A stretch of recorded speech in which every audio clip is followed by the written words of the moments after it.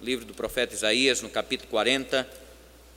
É interessante, irmãos, como a responsabilidade deste momento nos deixa tão pequeninos na presença de Deus, com temor e tremor. Sempre que assumo este lugar no púlpito é como se fosse a minha primeira vez. Bate o nervosismo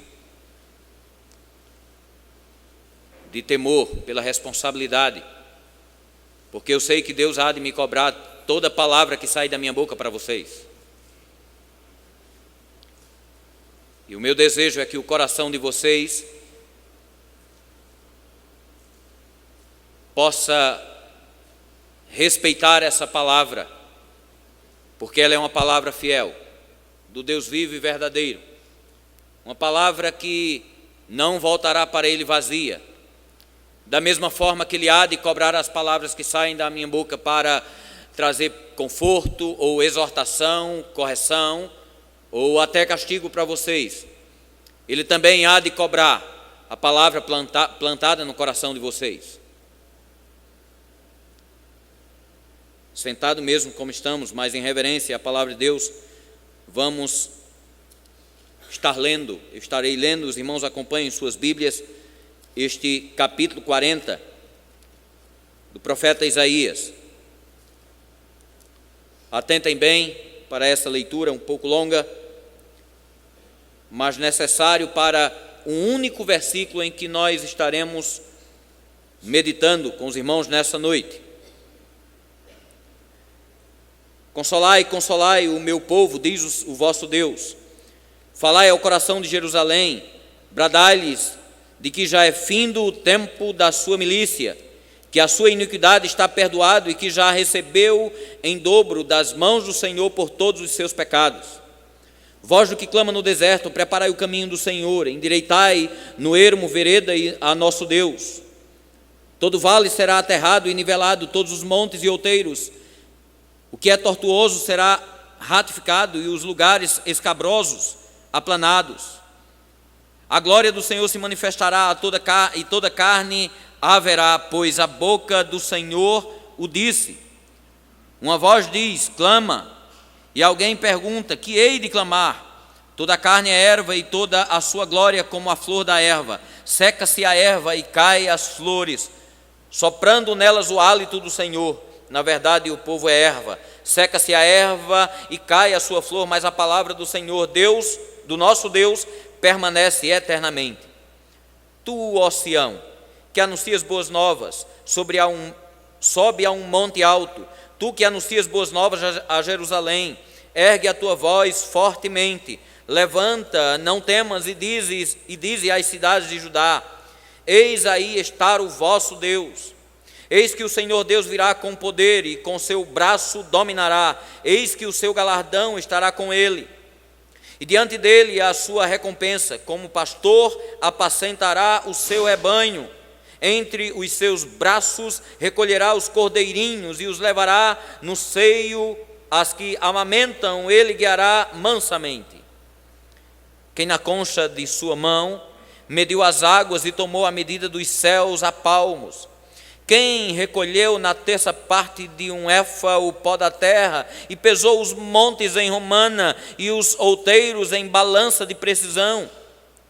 Quem guiou o Espírito do Senhor, ou como seu conselheiro o ensinou?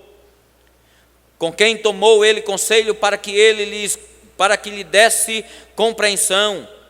Quem o instruiu na vereda do justo e lhe ensinou sabedoria e lhe mostrou o caminho do entendimento? Eis que as nações são consideradas por ele como um pingo que cai de um balde e como um grão de pó na balança. As ilhas são como o pó fino que se levanta. Nem todo o Líbano basta para queimar, nem os seus animais para um holocausto. Todas as nações são perante ele como coisa que não é nada. Ele as considera menos do que nada, como um vácuo. Com quem comparareis a Deus? Ou que coisa semelhante confrontareis com ele? O artífice funde a imagem e o ourives a cobre de ouro e cadeias de prata forja para ela. O sacerdote idólatra escolhe madeira que não se corrompe e busca um artífice perito para assentar uma imagem esculpida que não oscile. Acaso não sabeis? Porventura não ouvis? Não vos tem sido anunciado desde o princípio? Ou não atentastes para os fundamentos da terra? Ele é o que se assenta sobre a redondeza da terra, cujos moradores são como gafanhotos. Ele é quem estende os céus como cortina e os desenrola como tenda para neles habitar. É ele quem reduz a nada os príncipes e torna em nulidade os juízes da terra. Mal foram plantados e semeados, mal se arraigou na terra o seu tronco, já se secam, quando um sopro passa por eles e uma tempestade os leva como palha. A quem, pois, me comparareis para que eu lhe seja igual? Diz o Santo. Levantai ao alto os olhos e vede quem criou estas coisas. Aquele que faz cair o seu exército de estrelas, todas bem contadas, as quais ele chama pelo nome, por ser ele grande em força e forte em poder, nenhuma só vem a faltar. Porque, pois, dizes, ó Jacó, e falas, ó Israel, o meu caminho está encoberto ao Senhor, e o meu direito passa despercebido ao meu Deus? Não sabes, não ouvis que o eterno Deus, o Senhor, o Criador dos fins da terra, nem se cansa, nem se fatiga? Não se pode esquadrinhar o seu entendimento. Faz forte ao cansado e multiplica as forças ao que não tem nenhum vigor. Os jovens se cansam e se fatigam, e os moços de exaustos caem. Mas os que esperam no Senhor renovam as suas forças, sobem com asas como águias, correm e não se cansam, caminham e não se fatigam. Curve a sua cabeça, vamos orar mais uma vez. Ó Deus amado, graças te damos pela tua palavra. Louvamos o teu nome, Senhor, pelo privilégio de poder ouvi-la. Suplicamos a direção do teu Espírito sobre nossas vidas, a começar de mim mesmo, que sou carente de aprender de ti, Senhor. Que a tua palavra possa fazer algo maravilhoso nesta noite, operando em corações necessitados, operando em corações quebrantados, transformando vidas para o louvor da tua glória. Assim te suplicamos em nome de Cristo. Amém, Senhor. Irmãos, vamos todos juntos repetir o verso 31, o último versículo. Mas os que esperam no Senhor renovam as suas forças, sobem com asas como águias, correm e não se cansam, caminham e não se fatigam. Irmãos meus, eu sei que talvez possa haver alguém aqui que esteja passando por diversos problemas, aflições, de coração angustiado, começando pelo fim, concluindo. Deus propôs no meu coração trazer uma palavra para você, de conforto, de revigoramento, de superação, pela palavra de Deus. E o meu desejo é que você seja encorajado pela palavra desse Deus Todo-Poderoso, que chama o seu exército de estrelas, cada uma pelo seu nome, sem deixar faltar uma sequer. Que Ele possa revigorar as tuas forças espirituais e as tuas forças físicas, e que você possa sair daqui nesta noite jubiloso de alegria, mesmo que fraco, forte no Senhor, animados pela sua palavra e pelo seu poder, de um Deus que é fiel para cumprir aquilo que promete. O sermão, cujo veremos há um misto entre expositivo e temático. Quero trazer a sua introdução, trazer algumas considerações introdutivas. Ela será um pouco extensa para se deter principalmente neste último versículo. E estas considerações introdutivas, ela será dividida em duas partes. uma expositiva pelo próprio contexto desse capítulo que lemos e uma no contexto temático. E a primeira consideração introdutiva, nós vamos tratar desse contexto e localização deste capítulo. O profeta Isaías exerceu o seu ministério por volta de 790 a 686 a.C. Ele profetizou durante os reinados de Uzias, Jotão, Acais e Ezequias. Quando nós voltamos um pouquinho no capítulo 37 de Isaías, nós vamos ver o profeta Isaías profetizando contra o rei Ezequias, o último rei do seu ministério.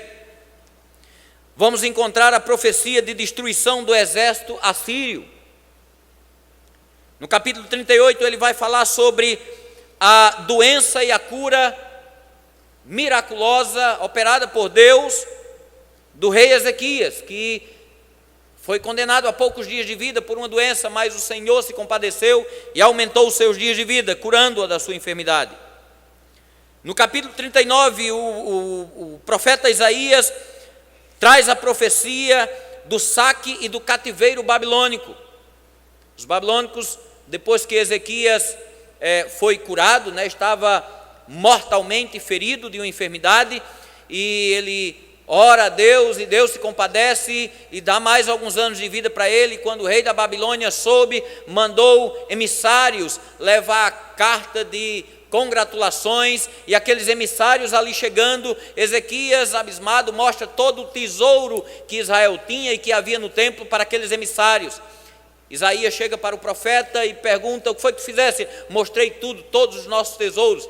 E naquela narrativa, Isaías já dá uma profecia para ele, para Ezequias, e diz: olha, tudo que tu mostraste, todos esses tesouros, todas essas riquezas, haverá um dia em que tudo será levado para a Babilônia, inclusive os teus filhos. Agora chega o capítulo 40 que nós lemos. Isaías traz uma profecia maravilhosa, profecia essa que já aconteceu, a profecia da vinda do Senhor como Salvador, como Redentor, como Libertador, o Deus Todo-Poderoso que se encarnaria e viria a este mundo para nos salvar, para nos dar, para nos libertar de toda prisão, para nos dar o verdadeiro tesouro que não pode ser saqueado, para acabar com toda a opressão e toda a escravidão. Esta profecia aponta que a vinda do Messias causaria uma revolução nos conceitos pessoais, sociais, políticos, econômicos e em toda a humanidade. Esta profecia encontra-se registrada, como já acontecida nas Sagradas Escrituras. Se observarmos o verso 3 e 4 do capítulo que lemos, veremos os mesmos sendo novamente mencionados nos 4 evangelhos, por ocasião do ministério de João Batista, quando anunciava a iminente chegada e inauguração no reino de Deus pela vinda do Messias, que já se fazia presente neste mundo. Vemos isto em Mateus no capítulo 3, verso 3, Marcos capítulo 1, verso 3, Lucas capítulo 3, verso 1 ao 6, e no Evangelho de João, no capítulo 1, verso 3, todos os 4 evangelhos traz esta citação do profeta Isaías por ocasião do ministério de João Batista. Este capítulo fala ainda da transitoriedade do homem e enaltece a sua palavra profética como infalível. O verso 6 ao verso 8 do capítulo 40 de Isaías que acabamos de ler, vai falar que todo ser humano é como a flor da erva, que seca-se à luz do sol, e vem o vento e sopra e ela se acaba, e ele vai ao léu. Mas a palavra do Senhor não é assim, ela permanece eterna, enfatizando mais ainda a verdade desta profecia. Este conceito é também pronunciado por Pedro em sua primeira carta pastoral, no capítulo 1, verso 22. Ao verso 25, ele vai estar dizendo estas mesmas coisas em relação ao homem. a transitoriedade do homem. Este apontar para a transitoriedade do homem nesta profecia também se caracteriza como uma preparação para o que ele vai falar sobre Deus a partir do verso 12.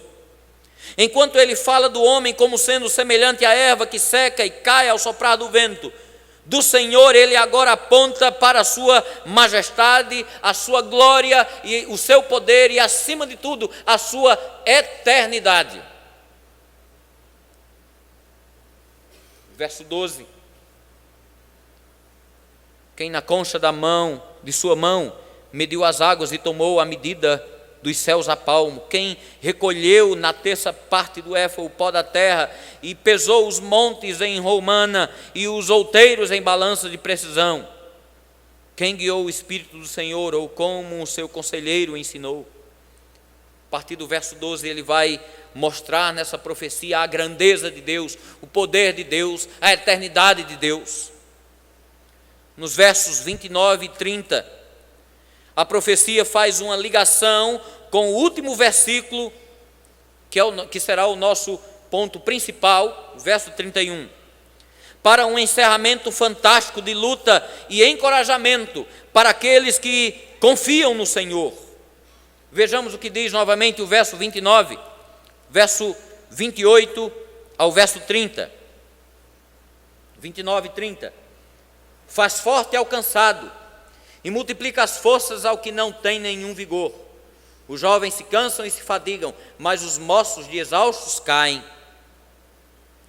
Parafraseando, é mais ou menos como se o profeta Isaías dissesse assim: esse Deus grande, Criador, Governador, glorioso, majestoso e Salvador, se revela pela e na pregação do Evangelho do seu Filho Jesus Cristo, que veio para salvar, restaurar o cansado, o abatido e multiplicar as forças dos que não têm nenhum vigor. Chegamos então, amados, ao último versículo, o versículo 41. É interessante como o Senhor usa como metáfora uma águia para fazer referência à grandeza da transformação que aconteceria naqueles que esperavam com fé a vinda do Messias, anunciada nesta profecia. Então chegamos à segunda consideração introdutória, que é mais específica nesse versículo 31 e é mais temático e trata sobre algumas características marcantes sobre a águia. Talvez alguns de vocês já tenham ouvido falar sobre isso. Amados, não é à toa que o Senhor tenha usado como referência metafórica este animal. Ele, como ninguém, conhece muito bem esta sua característica, porque ele mesmo a criou. Este pássaro tem qualidades absurdamente fantásticas. Este pássaro tem qualidades inimagináveis.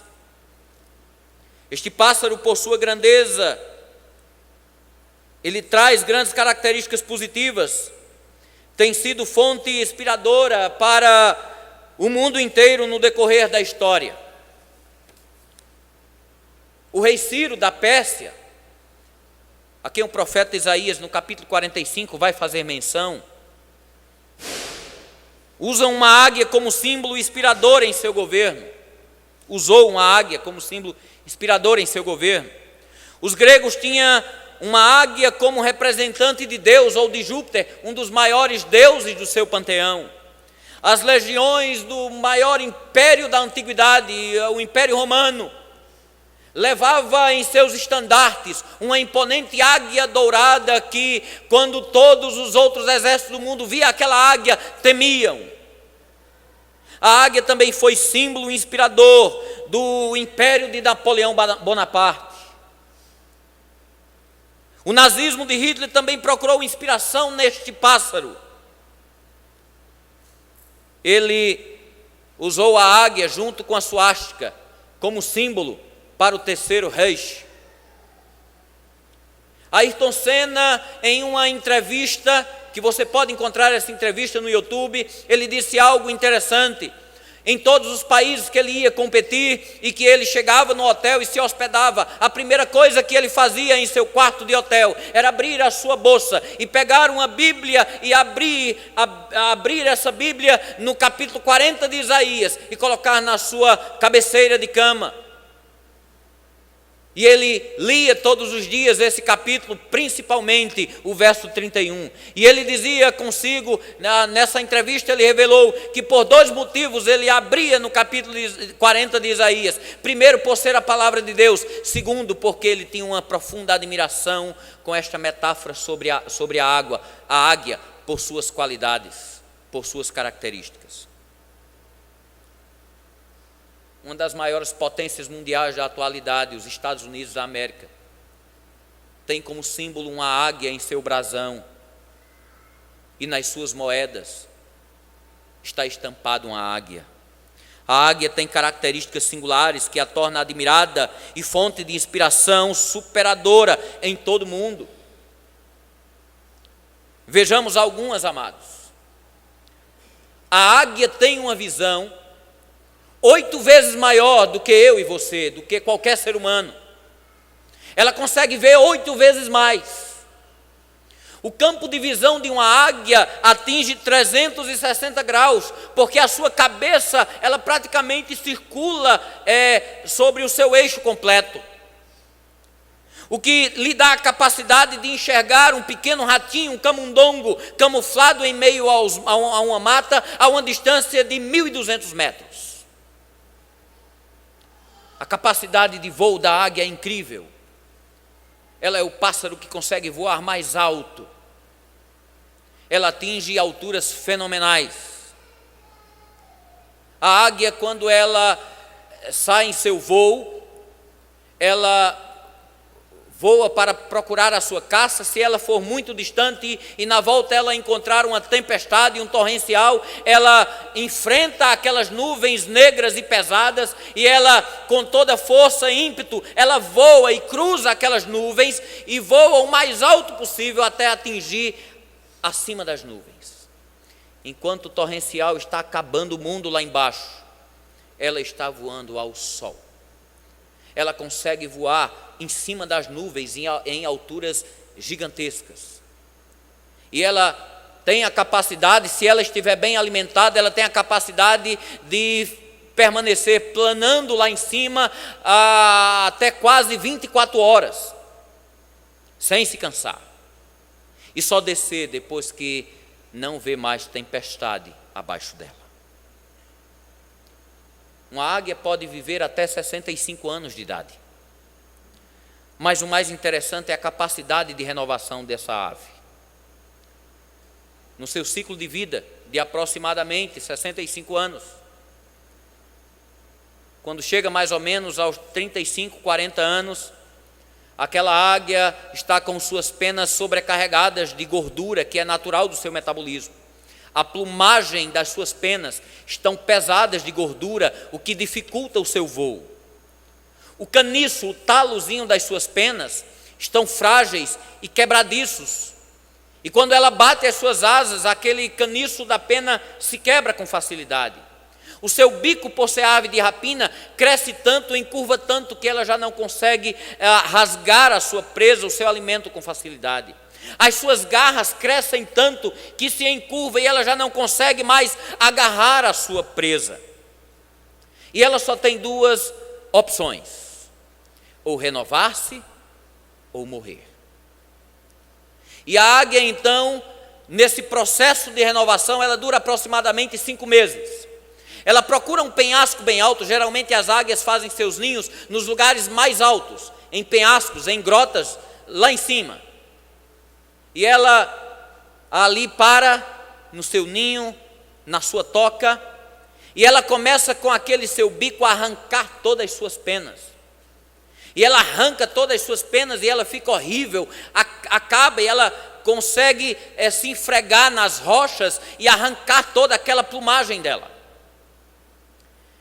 Depois que ela faz isso, ela começa a bater o seu bico na pedra até cair aquele bico, até despedaçar aquele bico velho. A mesma coisa ela faz com as suas garras, ela bate, ela arranca. tudo. E ali ela fica no seu ninho ou na sua toca, naquela grota, até que novas penas nasçam novamente, até que o seu bico cresça novamente e as suas garras novamente cresçam. E quando ela se recompõe nesse processo de aproximadamente 5 meses de renovação, ela volta a voar, ela volta a ser uma grande caçadora imponente. Quero cortar essas considerações aqui e voltar ao que eu disse no princípio. Talvez haja alguém aqui que esteja nesta noite desanimado, fraco, triste, cheio de tribulações e problemas, angustiados. Agora eu quero fazer uma transição e juntar essas duas considerações introdutórias, a temática e a contextual.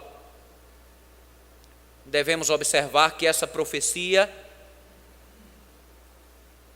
da vinda do Messias, da vinda do Senhor,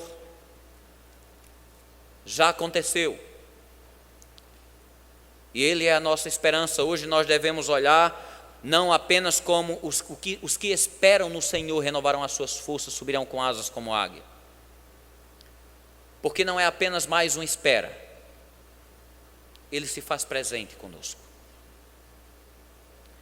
E talvez haja alguém aqui que esteja desesperadamente precisando de um renovo em sua vida.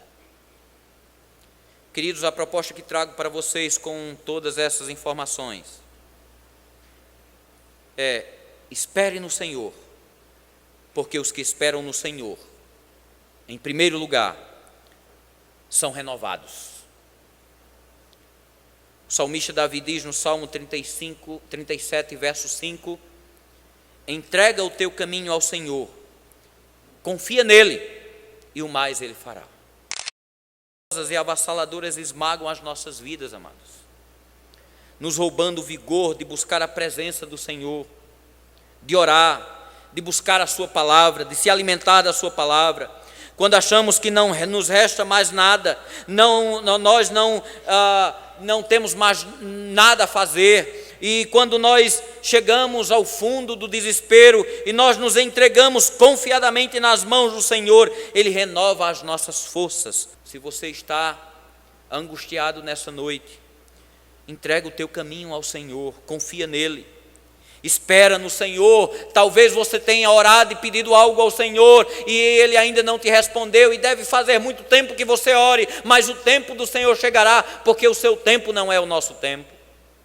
Não se desanime nem perca as esperanças. Confia no Senhor, Ele há de revigorar as tuas forças. Se você está fraco e não consegue mais orar ao Senhor, não tem vigor de ler, de se alimentar da sua palavra, confia no Senhor. Assim como a águia, Ele há de arrancar e quebrar o teu bico para que você consiga se alimentar da sua palavra. Ele há de arrancar este bico que não consegue mais comer, que não tem forças para comer, e Ele há de colocar o pão da vida na tua boca. Ele há de te dar forças para com o teu bico, ó águia, arrancar cada pedaço do pão da vida e se alimentar dela. Ele há de quebrar esse bico que murmura, esse bico que reclama, esse bico que não tem esperança, e há de colocar um bico que dê um grou de glória ao Deus Altíssimo e Todo-Poderoso.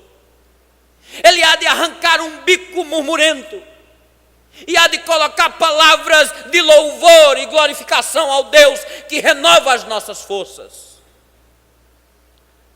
Talvez as tuas garras já não consigam mais pegar na palavra de Deus para ler, como presa que entra no seu coração para te dar força e vigor. Você já não tem ânimo. Ele há de arrancar estas unhas que te arranham, que te maltrata e que não tem mais sentido na tua vida, e há de te dar garras poderosas para se agarrar ao Senhor da glória.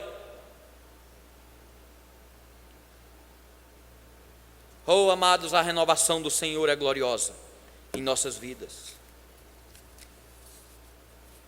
Espere no Senhor, porque os que esperam no Senhor, em segundo lugar, conquistará a vitória. Só quem conquista a vitória é quem confia no Senhor, porque fora dele não há vitória. Não importa quão graves sejam as tribulações e desanos que solapam a tua vida, confia o seu renovo ao Senhor Deus, porque Ele é grande, porque Ele é maior do que os problemas que te afligem. Olha o que diz o verso 26 e 27. Levantai ao alto os olhos e vede quem criou estas coisas, aquele que faz sair o seu exército de estrelas, todas bem contadas, as quais Ele chama pelo nome, por ser Ele grande em força e forte em poder, nenhuma só vem a faltar. Ele é grande em força e forte em poder. Quem confia num Deus que é forte e poderoso não pode ser derrotado. Talvez esteja soando como uma mensagem de uma teologia de prosperidade. Não, amados, o que eu estou falando é o vigor de Deus na nossa vida, nos nossos momentos de fraqueza e nos momentos de aflição, quando Jesus Cristo disse: no mundo tereis aflição, mas tende bom ânimo, eu venci o mundo, e aquele que venceu o mundo é este Deus Todo-Poderoso, é este Deus de força e poder, e é Ele quem está te animando nesta noite. Não importa quão torrencial esteja a tempestade na tua vida, Ele revigora as tuas forças, te levará a enfrentar as tempestades, a cruzar as nuvens torrenciais, estejam as tempestades grandes ou pequenas. Ele há de te fazer como águias, transpassar essas tempestades, e há de te fazer voar acima das tempestades. Há de te fazer voar ao sol, ao clarão do sol, à luz do sol do meio-dia. Enquanto o mundo se acaba lá embaixo, na escuridão das trevas tempestuosas, Ele há de te dar vitória, Ele há de te dar vigor, para fazer tu voar acima das tempestades.